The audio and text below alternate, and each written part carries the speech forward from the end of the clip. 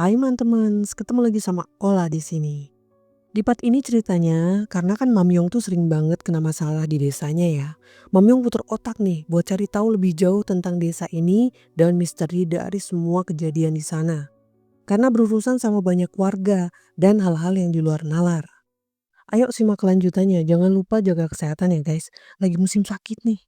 Enjoy! Di rumah tetua, dia mengatakan firasatnya tidak baik tentang ini.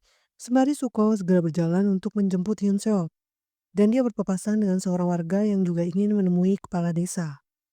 Dia bernama Minso. Ternyata Minso datang untuk menyerahkan suatu persembahan yang katanya untuk ibunda, tapi dia mengatakannya dengan ragu-ragu.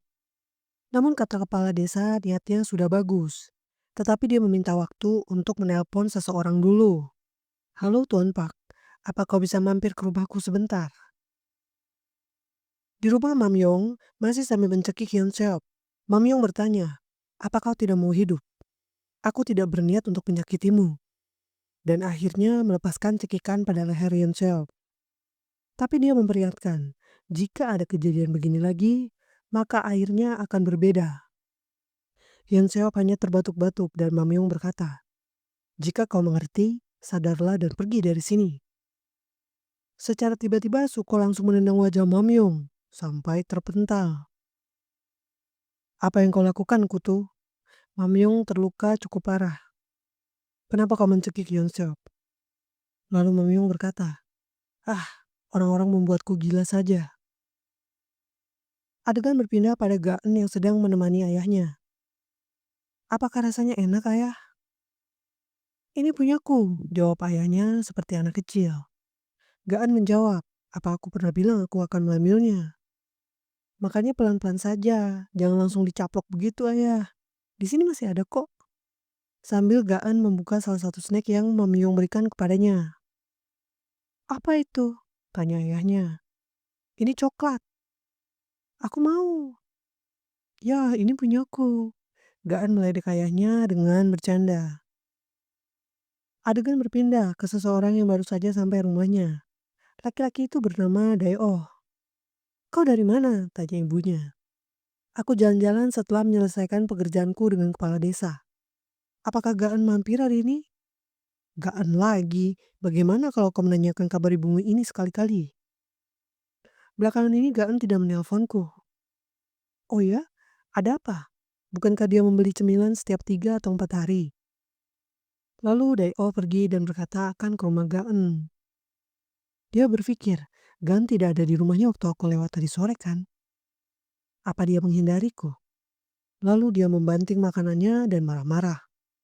Lalu dia melihat Minso lewat tepat di depannya. Kau dari mana Minso? Untuk seorang pria yang terlalu takut untuk melihat ke sini, aku penasaran apa yang membawamu ke sini, kata Dae-oh. Minso menjawab, tidak ada. Kau dari rumah kepala desa? Tanya Dae-oh ketika melihat ada kotak di tangan Minso.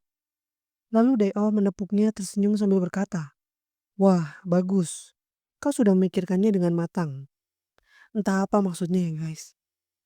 Tapi Minso menangkis tangan Dae-oh. Dan dia marah. Lalu dia beranjak pergi dari sana sambil meneteskan air mata.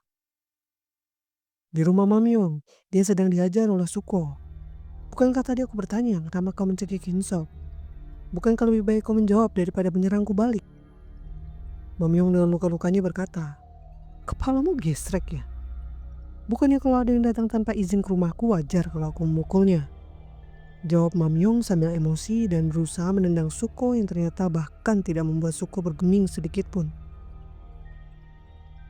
Mamyong malah melanjutkan, kau ini setolol itu ya? Kau bahkan tidak lebih baik daripada beruang. Hyun Seok tertawa puas melihatnya. Mampus kau. Perkelahian itu berlanjut. Ketika Suko akan memukul, Mamyong menghindar dan menghajar bagian rusuk Suko. Ternyata itu cukup terlihat sakit dari ekspresi Suko. Tetapi dia berhasil mencengkram rambut Mamyong dan memukulnya hingga tersungkur. Tak ada habisnya. Dia membangunkan Mamyong dengan menjambaknya lagi. Dan Suko menghajarnya lebih keras. Hyun Seop hanya tersenyum sinis dan berkata, "Mukamu jadi jelek keparat." Lalu Suko dan Hyun Seop pergi. Mamyong yang terkapar dan babak belur malah tertawa sangat kencang. Hahaha, menyenangkan sekali bukan? Di jalan Hyun Seop terlihat puas. Apakah kau kembali untuk menyelamatkanku? Kau memang abangku. Aku senang kau menghajar keparat itu habis-habisan. Padahal kupikir dia lebih tangguh dari itu. Tapi ternyata tetap saja abang memang yang terbaik. Apakah kau mau ke kota untuk kutraktir minum? Tidak usah. Laporkan saja ini pada kepala desa. Jawab Suko sambil terlihat kesakitan karena pukulan Mamyong tadi. Di kantor, Kang San mendatangi seseorang dan berkata, "Terima kasih atas kerja kerasmu." Pemuda itu menjawab, "Apa yang membawamu ke sini?" Kamu mengatakan itu tanpa melihat ke arahku. Pemuda itu lalu menoleh dan menyapa Kang San dengan senang. "Wah, Bang Sani, ada apa? Apa kau tidak ingin menghubungiku lagi? Bagaimana tempat barumu? Apa kau tidak memikirkanku?" Lalu Kang San menjawab, "Kita bahas ini nanti saja. Bukankah ada beberapa orang yang dibawa ke sini karena pencurian menggunakan senjata? Mereka sudah dibebaskan kan? Aku mau bertemu mereka." "Hah? Bertemu?" Di rumahnya, Mamyong sedang bersantai di teras sambil memikirkan. Kuda Nil itu pasti sulit menghadapinya dengan tangan kosong. Tak sengaja dia melihat salah satu kayu di atap rumahnya mencuat. Saat dia ingin memperbaikinya, malah kayu itu lepas dan jatuh. Tetapi Mamyong menemukan sesuatu. Singkat waktu, Mamyong selesai memperbaiki atapnya. Lalu Gaen memanggilnya dari arah luar. Mamyong menemuinya. "Ada apa? Kudengar kau habis berkelahi dengan Paman Suko. Wajahmu..." Mamyong menjawab, "Ah, tidak apa-apa. Lukanya bahkan tidak diobati. Sudah kuduga. Makanya aku membawa kotak P3K." Lalu Gaan membantu Mamyong mengobati luka-lukanya. Padahal lukanya cuma memar-memar. Apa plesternya tidak kebanyakan ini? Karena ada salep yang dioleskan, aku juga harus memasang plester. Jawab Gaan. Mamyong bertanya, "Bagaimana kau bisa tahu bahwa aku terluka?" "Ya jelas karena kau berkelahi dengan Paman Suko. Mana mungkin kau baik-baik saja. Apa menurutmu semua warga desa saling mengenal dengan baik?" "Tentu saja, bagaimana mungkin warga desa tidak saling mengenal? Desa ini seperti pohon. Para penduduk desa ini seperti cabang pohon yang menjulur dari akarnya, yaitu kepala desa. Jadi jangan lakukan ini sendirian. Urus dirimu. Bagaimana kalau kau mencobanya?" Kata Gaan. "Pohon, cabang pohon, menjulur. Benarkah? Aku harus mengurus diriku sendiri," pikir Mamyong. Adegan berpindah ke Kang San yang sedang menginterogasi para pemuda nakal. "Kalian melihatnya membawa uang banyak." "Iya benar. Kenapa kami di sini? Kami ditahan tanpa alasan," kata si Dodol marah-marah. "Kejahatan pasti akan dihukum. Apa kalian tidak suka ditahan?" "Santai saja kawan. Aku cuma akan menanyakan beberapa hal lalu membebaskan kalian," kata Kang San. "Ini yang membuatku gila. Wajah yang asing di sekitar sini membawa uang dalam jumlah besar. Dan yang paling penting, keparat ini muncul di saat-saat terakhir." Sambil Kang San melihat foto bukti tersangka di poster dari CCTV. "Ini pertama kali aku melihat poster itu. Apa itu?" Lalu Kang San menjawab dengan mengerikan. "Ini poster burunan. Mendekat dan lihat baik-baik. Bukannya orang yang kalian ancam itu mirip dengan orang di poster ini." Wah, gila-gila. Ternyata Kang San juga nyadar guys kalau Mamyong itu bisa jadi pelaku insiden Jungdong. Lanjut, di aula desa. Sepertinya semua baik-baik saja. Pulanglah dan lanjutkan pekerjaan kalian. Lalu Dayo bertanya, "Pak Kepala Desa, apa si warga baru tidak datang lagi?" "Sepertinya dia berusaha memberi jarak kepada kita." Istri Songsik berkata, "Dia tidak membantu kita. Jadi mengapa Anda masih mengizinkannya tinggal di sini? Usir saja dia." Lalu kepala desa menjawab, "Ya dia memang sering bermasalah akhir-akhir ini. Buat apa aku mengusir orang yang sudah tinggal di sini? Kalau Anda mau, Anda bisa mengusirnya, benar kan?" Lalu seorang warga memanas-manasi dengan berkata, bukannya Songsit menghilang setelah orang itu datang. Lagi pula tidak ada yang bisa dilakukan di kota kan? Semua warga saling berbisik.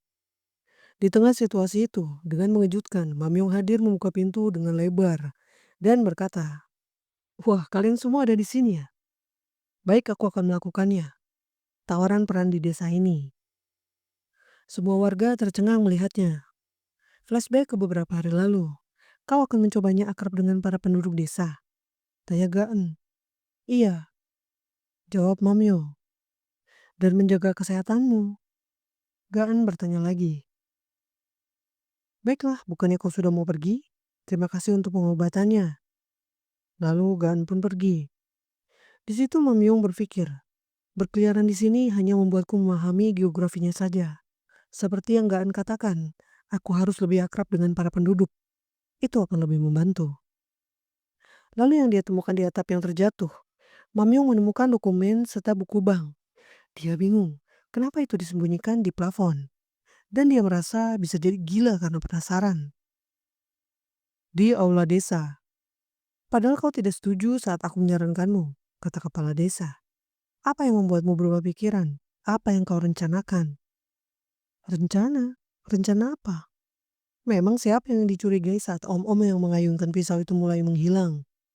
Seberapa curiga warga lain sampai rumahku digeledah diam-diam. Bukankah kalian begitu karena aku orang asing? Kata Mamyong dengan sinis. Kepala desa berkata, baik aku minta maaf karena Hyun Seok menggeledah rumahmu. Dia tak bisa berpikir jernih karena saudaranya menghilang. Halah-halah pret. Mamyong hanya mendengarkan dan berpikir, aih, omong kosong. Padahal kau yang mengirim mereka.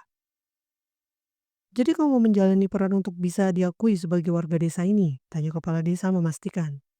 Benar, aku juga ingin mengenal semuanya. Tiba-tiba saja kepala desa menyilangkan jari telunjuk dan jari tengahnya sambil berkata, bagus, mulailah berpatroli dengan Suko dan Hyun Seok malam ini. Baik, jawab Mameong. Malam harinya, padahal dia sudah mau ikut patroli. Kenapa dia belum muncul juga? Hyun Seok penasaran. Setelah dihajar oleh abangku, aku tidak tahu kenapa dia mau berpatroli dengan kita juga. Kenapa kepala desa menyetujuinya? Suko menjawab, kepala desa pasti punya alasannya sendiri. Mendadak Mamyong benar-benar datang. Wah kalian sudah di sini ya? Lalu aku harus apa? Dengan menyebalkan Hyun Seo berkata, apa? Orang yang menawarkan diri untuk berpatroli malah datang terlambat dan berkata seperti itu. Tapi Suko berkata, ikuti aku, akan kujelaskan selagi kita berjalan. Tanpa disangka, Mamyong mendekat ke Hyun Seo dan berkata, maaf aku terlambat. Ah, tidak apa-apa, jawab Hyun Seo sambil memalingkan muka seperti orang takut. Asli Mamyong tuh minta maaf aja creepy banget ya. Oke, mereka pun langsung mulai berpatroli. Setiap malam kita berkeliling desa untuk memastikan semuanya aman. Dan memeriksa apa ada orang luar yang masuk desa. Kata Suko. Apakah orang luar tidak diizinkan di desa ini? Tanya Mamyong. Agak mencurigakan kalau ada orang luar yang datang ke desa terpencil ini. Wah, padahal bisa saja mereka itu sanak saudara dari warga di sini atau semacamnya. Lalu mereka berpapasan dengan Dae-oh. Kamu mau pergi kerja? Iya, bang cahaya senternya. Kata Dae-oh sambil merasa terganggu karena cahaya senter yang dimainkan oleh Hyun Seop. Tidak ada masalah kan? Ya, tidak ada masalah dengan bahan baku. Kenapa kau tiba-tiba berhenti bicara? Akan kuceritakan nanti, kata Dae-oh. Kemudian dia pamit pergi. Sampai di suatu rumah. Kami akan masuk rumah itu. Kau tunggu di sini. Kenapa kau mau masuk ke sana? Mamyong penasaran. Ada orang sakit di sana. Warga desa secara bergiliran mengurus dia. Ayo selesaikan dengan cepat. Kita baru menyusuri setengah wilayah desa, kata Suko. Mamyong berpikir, mereka menculik orang tanpa ampun. Tapi malah mengaku mengurus mereka. Omong kosong. Setelah selesai, Mamyong bertanya, apa ada rumah lain yang harus didatangi? Tidak, hanya rumah itu saja. Dan mereka lanjut berpatroli, sambil Mamyong masih penasaran dengan rumah itu. Selesai sudah tugas mereka malam itu. Mamyong lalu berpamitan pulang. Lalu Hyun Seop berkata, dia cukup menjanjikan. Bang, apa kau tidak mau pulang? Suko menjawab, aku mau bertemu Dae-oh dulu. Mereka pun berpencar, meski Hyun Seop terlihat curiga. Dae-oh memberikan kopi pada Suko. Jadi, jika kau tidak bermasalah dengan bahan baku, lalu apa yang jadi kendala? Dae-oh terlihat ragu untuk menjawab. Kita tidak bisa menghubungi orang-orang yang melakukan pengantaran. Apa? Adegan berpindah ke seorang warga yang mengeluh sakit. Sekujur tubuhku sakit. Aku sangat gatal, ini sakit. Seorang kakek sambil berbaring di kasurnya terlihat gelisah dan menggaruk-garuk tubuhnya sendiri. Tiba-tiba, kau belum tidur. Datang Mamyong yang memakai topi secara mendadak sudah ada di hadapan kakek itu.